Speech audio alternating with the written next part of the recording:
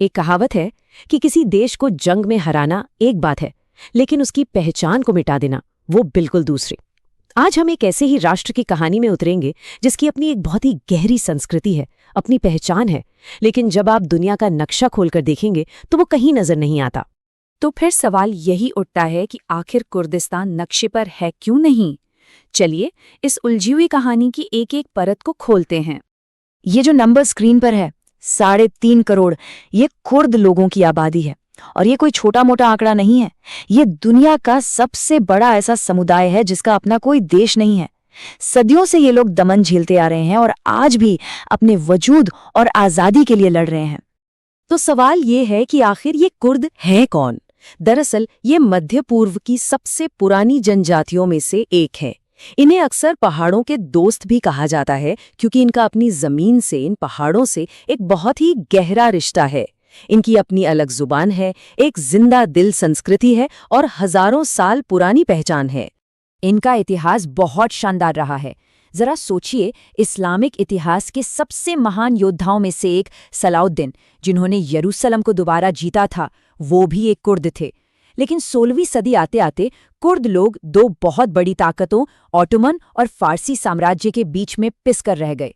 इन साम्राज्यों ने उनकी जमीन को आपस में बांट लिया, जिससे उनकी एकता टूट गई और वो दूसरों की लड़ाइयों में सिर्फ एक मोहरा बनकर रह गए। अब कहानी में एक बहुत बड़ा मोड़ आता है, पहले विश्व युद्ध के बाद। ऑटोमन साम्राज्य, जिसने सदियों तक इस इलाके पर राज किया था, जंग हार कर बिखर रहा था। और इसी बिखराव के बीच कुर्दों के लिए पहली बार एक आज़ाद मुल्क की उम्मीद जगी। एक ऐसा मौका जो उन्हें शायद सदियों में पहली बार मिला था। देखिए, कहानी कुछ ऐसे आगे बढ़ी। 1916 में ही ब्रिटेन और फ्रांस ने छिपकर ऑटोमन साम्राज्य को आपस में बांटने का पूरा प्लान बना लिया था। फिर जब जंग खत्म हुई तो 1920 में सेवर्स की संधि हुई और इतिहास में पहली बार कागज पर एक आज़ाद कुर्दिस्तान का प्रस्ताव रखा गया। वो एक ऐतिहासिक पल था, यकीन मानिए। ऐसा लगा कि लाखों कुर्दों का सदियों पुराना सपना आखिरकार सच होने जा रहा है। एक उम्मीद की किरण जगी, लेकिन ये बहुत ही जल्द बुझने वाली थी। और यहीं पर कुर्दों के साथ इतिहास का वो बड़ा धोखा हुआ जिसने सब कुछ बदल कर रख दिया। तेल का काला सोना, सत्ता की भूख और बड़ी शक्तियों की कूटनीति ने मिलकर कुर्दों के भविष्य का फैसला हमेशा हमेशा के लिए लिख दिया। इस स्लाइड में देखिए, फर्क बिल्कुल साफ है। 1920 की सेवर्स की संधि ने कुर्दिस्तान का वादा किया था, लेकिन सिर्फ 3 साल बाद 1923 में लॉज़न की संधि ने उस वादे को पूरी तरह से मिटा दिया। कुर्दिस्तान का जिक्र तक हटा दिया गया और उनकी जमीन को 4 देशों में बांट दिया गया। तो सवाल ये है कि आखिर ऐसा हुआ क्यों? देखिए, इसकी कई वजहें थी और सब एक दूसरे से जुड़ी थीं। एक तरफ तुर्की में मुस्तफा कमाल अतातुर्क के नेतृत्व में एक मजबूत राष्ट्रवादी आंदोलन खड़ा हो गया जो अपनी जमीन का 1 इंच भी देने को तैयार नहीं था। दूसरी तरफ ब्रिटेन की नज़र मोसुल के बेशकीमती तेल के भंडारों पर थी और फ्रांस सीरिया पर अपना पूरा कंट्रोल चाहता था। सीधी सी बात थी, इन बड़ी ताकतों के अपने फायदे कुर्दों के हक पर भारी पड़ गए। और सबसे अहम बात यह है, जैसा कि यहाँ लिखा भी है, कि कुर्दों की बर्बादी की साजिश किसी जंग के मैदान में नहीं, बल्कि बंद दरवाजों के पीछे कॉन्फ्रेंस रूम में रची गई थी। ये एक बहुत ही ठंडा, नपातुला राजनैतिक फैसला था जिसे सिर्फ और सिर्फ ताकत और तेल के लालच ने जन्म दिया था। इस धोखे का नतीजा बहुत ही भयानक निकला। कुर्द लोग रातों रात 4 अलग अलग देशों, तुर्की, इराक, ईरान और सीरिया में बंटकर अल्पसंख्यक बन गए और यहीं से उनकी पहचान को मिटाने और उसके लिए लड़ने की एक सदी लंबी दर्दनाक कहानी शुरू हुई। हर नए देश में कुर्दों के साथ जुल्म की एक नई कहानी लिखी गई। तुर्की में उन्हें पहाड़ी तुर्क कहा गया ताकि उनकी अलग पहचान ही खत्म हो जाए। इराक में सद्दाम हुसैन ने उन पर केमिकल हथियारों से हमला करवाया, जिसे आज दुनिया अनफाल नरसंहार के नाम से जानती है।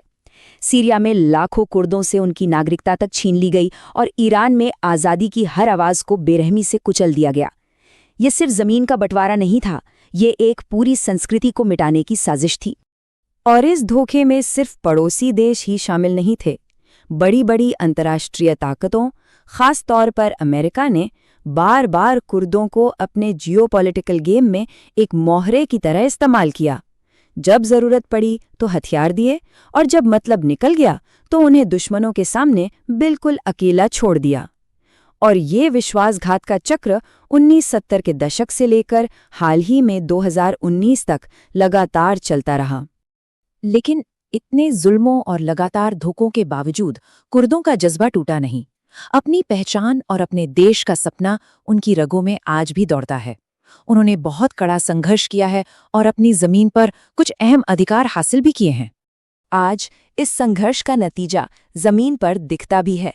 इराक में कुर्दों ने एक सेमी ऑटोनमस यानी अर्ध स्वायत्त इलाका बनाया है, जिसकी अपनी पार्लियामेंट है, अपनी सेना है, अपना झंडा है। इसे कुर्दिस्तान रीजनल गवर्नमेंट या KRG कहते हैं।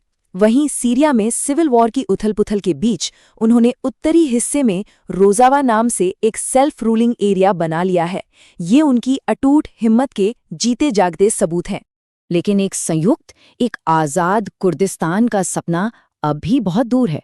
और इसकी सबसे बड़ी वजह सिर्फ बाहरी दुश्मन नहीं है, बल्कि कुर्दों के बीच आपसी एकता की कमी भी है। अलग-अलग देशों में बसे कुर्द गुटों की सोच और उनके लक्ष्य अक्सर एक दूसरे से मेल नहीं खाते, और ऊपर से पड़ोसी देश तो हमेशा उनके खिलाफ रहे ही हैं। अंत में ये एक बात कुर्दों की कहानी को शायद सबसे अच्छे से बयां करती है।